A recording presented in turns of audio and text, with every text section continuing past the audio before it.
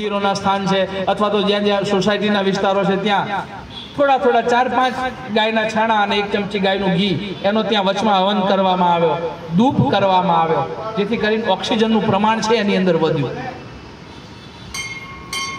વનસ્પતિને પણ તમારે ત્યાં ઘરે તમે આ પ્રયોગ કરજો. કોઈ વનસ્પતિ સુકાઈ જતી હોય અથવા તો એનો યોગ્ય રીતે વિકાસ નથી થતો, 2 થી 3 દિવસ માત્ર પ્રયોગ કરો. ગાયનું છાણું છે એને નીચે રાખી અને એના ઉપર અડધી ચમચી ગાયનું ઘી મૂકીને એનો ધૂપ આપો. સહજ રીતે એને જીવવા માટે આપણે જેમ ઓક્સિજન જોઈએ છે એમ એને એની આવશ્યકતા તો છે જ. એ દિવસના સમય લે કે રાત્રિના સમય લે, મનુષ્ય કરતા એનું ઊંધું છે. આપણે દિવસના સમયે ઓક્સિજન લઈએ, રાત્રિએ ઓક્સિજન લઈએ. ગાય અરે વનસ્પતિ છે ક્યારે લે છે? દિવસના સમયે કાર્બન લઈ લે છે અને રાત્રિના સમયે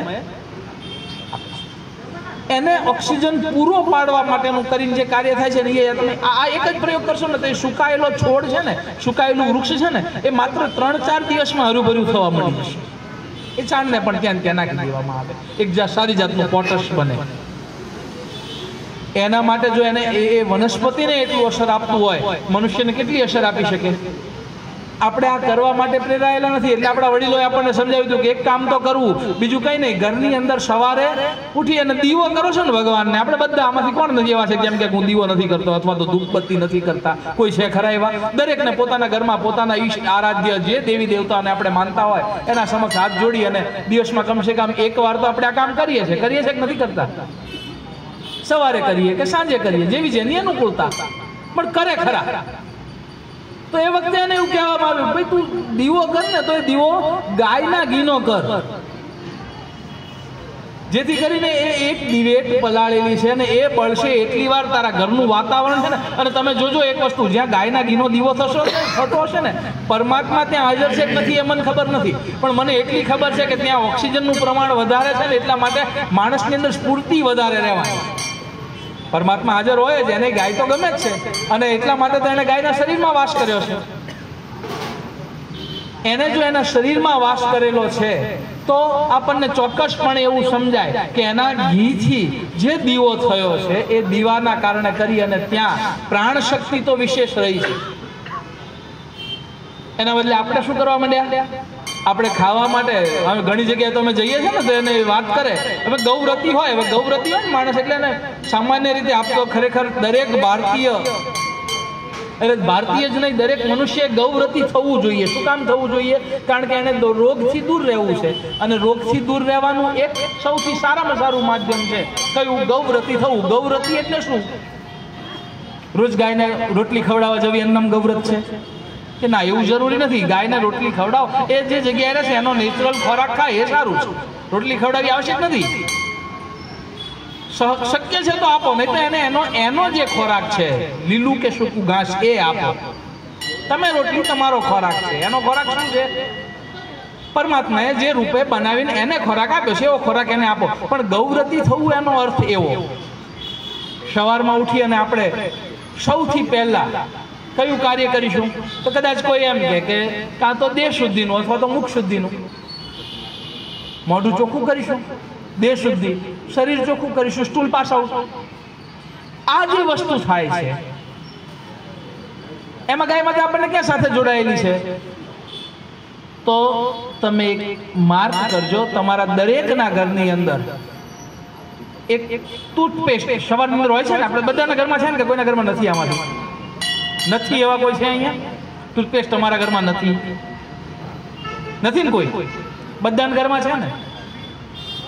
એમાં ફીણ શેના કારણે વળે છે? આપણે જ્યારે એને મોઢામાં લઈને ઘસીએ છીએ તો એમાં ફીણ વળે છે, જાગ આવે છે. આપણને એમ થાય કે આ જાગના કારણે મોઢું ચોખ્ખું થાય. આ શેના કારણે વળે? ખબર છે શેના કારણે વળે? આમાંથી કોઈ જો કેમિકલ એન્જિનિયર કોઈ બેઠેલું હોય અહીંયા તો એને ધ્યાનમાં હશે. આ ફીણ વાળવા માટે કરીને એની અંદર એક SLES આ નામનું તત્વ ઉમેરવામાં આવે છે. હવે આ તત્વ છે ને એ આપણા ખોરાકમાં અથવા તો આપણા મુખમાં જાય એ સારું છે ખરું? તમે જેટલી વાર પણ કોગળો કરશો ને એટલી વાર ફીણયુક્ત જ કોગળો બહાર આવશે. જેટલી વાર 10 વાર કરશો ને 10મી વારે કોગળામાં ફીણ તો આવશે જ. અને ફીણ જ્યાં સુધી મોઢામાં રહ્યા છે ને, આનું એક કારણ ટોબેકો ઉપર તો ગવર્મેન્ટ આજે લખે છે કે કોસિસ ઓફ કેન્સર, પણ હજી એને આ SLES વાળા જે ટ્યુબ ટૂથપેસ્ટ છે ને એના ઉપર આવું લખવાનું શરૂ કર્યું નથી, પણ એનું એક કારણ તો આ છે કે મોઢાની અંદર કદાચ આપણને ક્યાંય ચાંદી પડી છે, ક્યાંય કોઈ જગ્યાએ છોલાયું છે, ક્યાંય કોઈ જગ્યાએ પેડામાંથી રક્ત નીકળ્યું છે, તો ત્યાં SLES અડે છે ને એનાથી અંદર જો ઉતરે છે તો એક કારણ કેન્સરનું બને છે. એટલા માટે જેમાં ફીણ વળે છે એવી કોઈ વસ્તુ બહાર ન નીકળી જાય એને અંદર જ ન નાખવી જોઈએ, મોઢામાં ન નાખવી જોઈએ. તો આપણા આયુર્વેદમાં કયું કીધું ભાઈ મોઢું તો સાફ કરતા હતા પહેલા બધા માણસો, ઝાડ તોડી આવતા હતા, ડાળી દાંતણથી કરતા હતા. એ દાંતણ હવે કોઈ બધી જગ્યાએ ઉપલબ્ધ નથી. આ મહાનગરમાં વડોદરામાં રહીએ તો કેવી રીતે આપણે રોજ દાંતણ તોડવા જવું?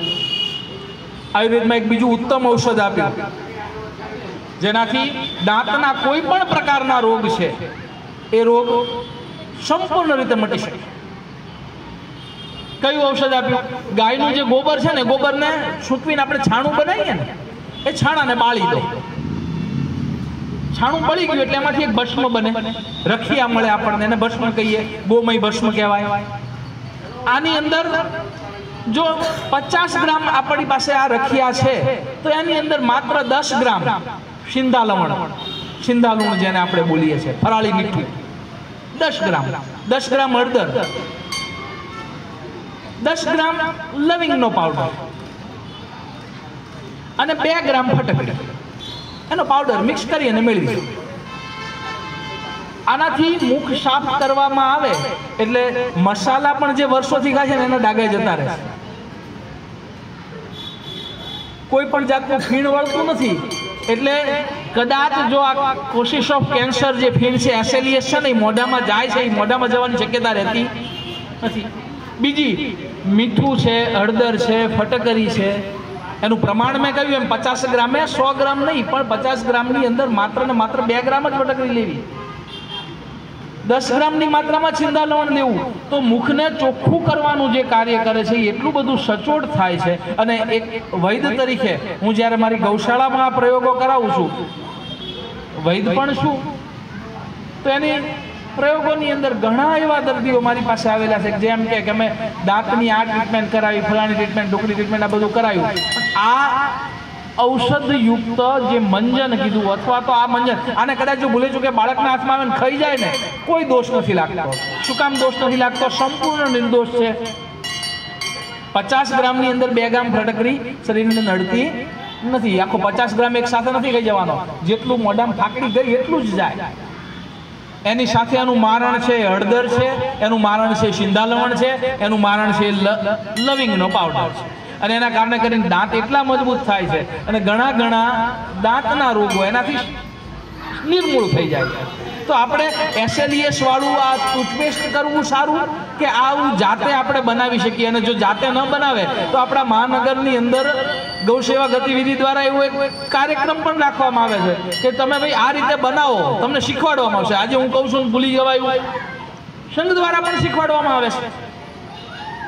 તૈયાર તમે બનાવવા તૈયાર નથી તો તૈયાર મળે એવી વ્યવસ્થા પણ કરવામાં આવે છે. આજુબાજુમાં કોઈ ગૌશાળા હોય તો ગૌપાલક જે આ બનાવે છે એની પાસેથી આપણે ખરીદીને આનો ઉપયોગ કરી શકીએ. 2 ફાયદા થશે. એક, શરીરમાંથી રોગ જશે. બીજું, ભવિષ્યમાં આવનારા જે રોગ છે એ રોગથી આપણે બચીશું. અને ત્રીજો, 2 કીધા પણ ખરેખર 3 થાય. જે ગૌશાળા કે જે ગૌપાલક પાસેથી આપણે લઈશું તો એને આપણને એક આર્થિક રીતે મદદ કર્યાનો પણ સંતોષ પ્રાપ્ત થશે. તો આ બહુજન હિતાય થયું, દરેક જણના માટે કરીને કલ્યાણ કરતા થયું. આપણે આ ન કરી શકીએ કે કરી શકાય? આસાનીથી થઈ શકે એવું કાર્ય છે. ગૌમૂત્રના ટીપા આંખની અંદર નાખવા આસાનીથી થઈ શકે. ખરતા વાળ છે એને રોકવા માટે કરી અને ગૌમૂત્રને ગરમ પાણીમાં મેળવી અને માથું ધોઈ શકાય. એક સહજ વસ્તુ છે, એનાથી બચે છે, એનું પરિણામ મળે છે. ચામડીના કોઈ પણ રોગ છે તો ગોમય સ્વરસ અને ગૌમૂત્રના ઉપયોગથી એના લેપથી કરી અને આપણા આ રોગો મટે છે. મેઘાશક્તિ ગાયના ઘીથી તીવ્ર થાય છે. આ માત્ર હું બોલું છું એટલે થાય છે કે ના હું બોલું છું એટલે નથી થતું? આ વિજ્ઞાને સિદ્ધ કરી આપ્યા.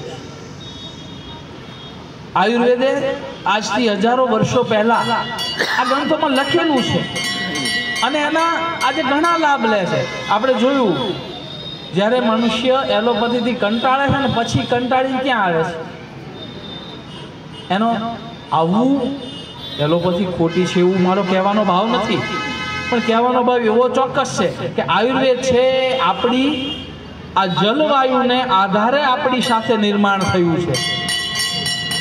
આ ચોક્કસ વાત છે. અહીંયા કદાચ આપણે આજે માર્ચ મહિનો ચાલે છે અને માર્ચ મહિનાની અંદર અહીંયા બેસી અને અહીંયા જો હીટર મૂકવામાં આવ્યા હોય તો આપણે બધા એવું કહીશું કે આપણે મૂર્ખતા કરી છે. શું કામ?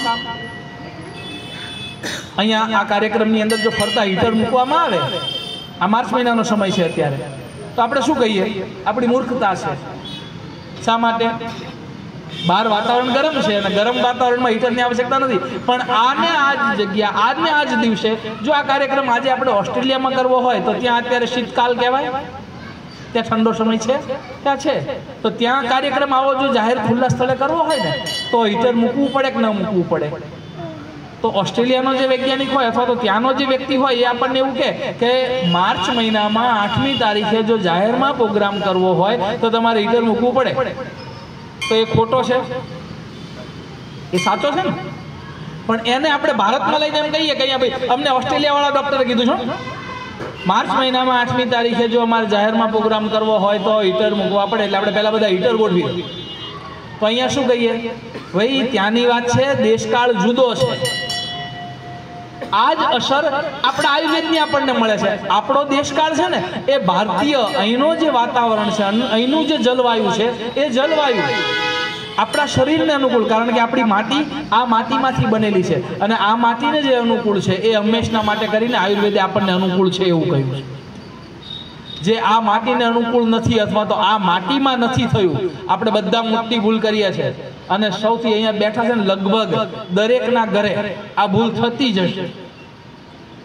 દૂધ બધાના ઘરે આવે છે? આવે છે? જેના ઘરે ન આવતું હોય ને એ હાથ ઊંચો કરો કે અમારા ઘરે દૂધ નથી આવતું. છે કોઈ અહીંયા એવું જેના ઘરે દૂધ નથી આવતું? નથી ને કોઈ? એટલે અહીંયા આપણે માની લઈએ બધાને ત્યાં દૂધ આવે છે.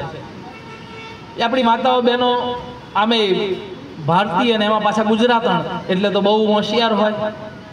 એટલે એવું કરે, દૂધ આવે ને પછી દૂધને ગરમ કરી બાળકને આપવાનું છે. એના પહેલા એની તર મલાઈ ઉતારે છે. આવી તમારા ઘરમાં બને છે આવું? મલાઈ ઉતારો છો કે નથી ઉતારતા? ઉતારો. આ ઉતારેલી મલાઈને એક પાત્રમાં ભેગું કરીને ફ્રીજમાં એ પાત્ર મૂકી દઈએ છીએ. મૂકીએ છે ને? દૂધ શું કામ મલાઈ વગરનું? કારણ ડૉક્ટર ના પાડી છે મલાઈ વાળું નહીં ખાવાનું, એટલે મલાઈ ન ખવાય એટલે દૂધ લઈ લઈએ છીએ આપણે. હવે આ મલાઈને ભેગી કરી રાખીએ છીએ. એને શું કરીએ છીએ? અઠવાડિયું જેવી જેના ઘરે, કોઈના ઘરે જો રોજનું 2-3 લીટર દૂધ આવતું હોય તો 3-4 દિવસ ભેગી કરશે, વધારે મલાઈ ભેગી ન થાય એટલા માટે.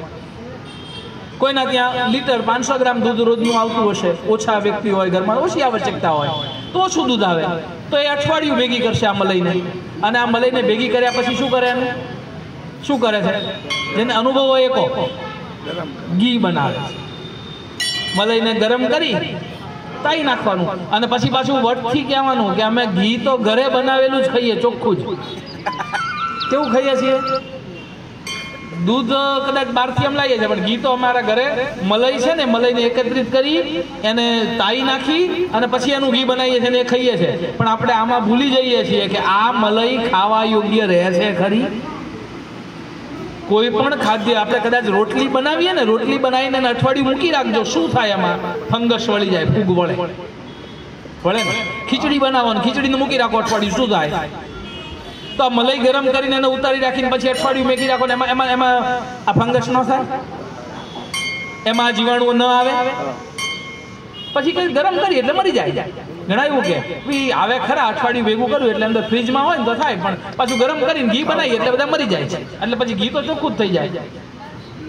આના કારણે શું થાય? આ મલાઈમાંથી જે ઘી બન્યું છે ને એ ઘી જેવું આપણા ખોરાકની દ્વારા શરીરમાં જાય છે ને એટલે એ આપણી નળીઓને બ્લોક કરવાનું કાર્ય કરે છે. હાર્ટ એટેક આવવાનું સૌથી મોટામાં મોટું જો કોઈ કારણ હોય તો આ નળીઓ બ્લોક થવી એ છે. અને આ નળીઓ બ્લોક થવાનું સૌથી મોટું કારણ હોય તો આપણી માતાનો, આપણા ઘરની અંદર માતાઓ બહેનો છે ને એમનો આ પ્રયોગ છે. કયો પ્રયોગ? મલાઈમાંથી ઘી બનાવતા આવડે છે એ પ્રયોગ. હવે પહેલા તો એવું હતું કે આપણી જે પેઢી હતી ને, જ્યારે મલાઈમાં ફ્રીજ નહોતા એટલે મલાઈમાંથી ઘી નહોતા બનતા. હવે તો ઘરે ઘરે ફ્રીજ થઈ ગયા એટલે મલાઈમાંથી ઘી બને છે. હવે મલાઈમાંથી ઘી બને છે એટલે આપણે દરેક ઘરે બન્યા. આપણે નાના હતા ને ત્યારે એ બધું નહોતું, એટલે આપણે ઘી તો કમસે કમ સાચું લઈને ખાતા હતા. હવે પેલી જે મેં આગળ વાત